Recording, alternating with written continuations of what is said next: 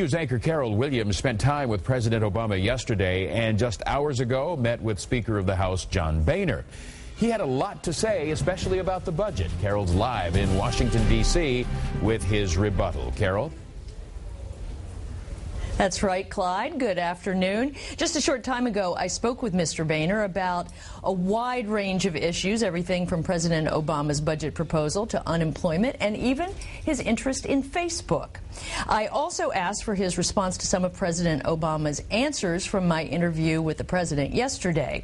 When I spoke with Mr. Obama, I asked him about entitlements, including Social Security, and he told me Social Security is not the country's big problem, and that with some tweaking, he said, we can basically finance it well into the future. His words.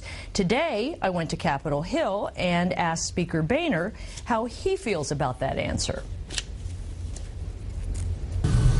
Well, that's like saying that I'm not going to buy a smoke alarm because the house isn't going to burn down until 3 years from now. There's a big problem.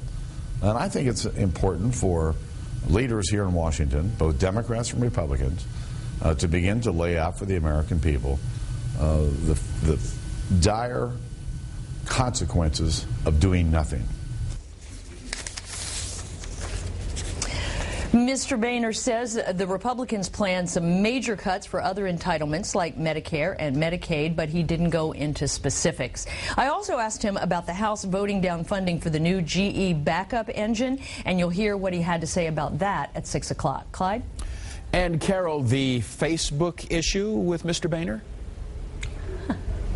Well, I just thought that was interesting. He said he uses Facebook every day, that he checks it in the morning and he checks it throughout the day, and he uses other digital media. But he says it's a great way to keep an eye on what his constituents are saying, and he says they always give him a piece of their mind.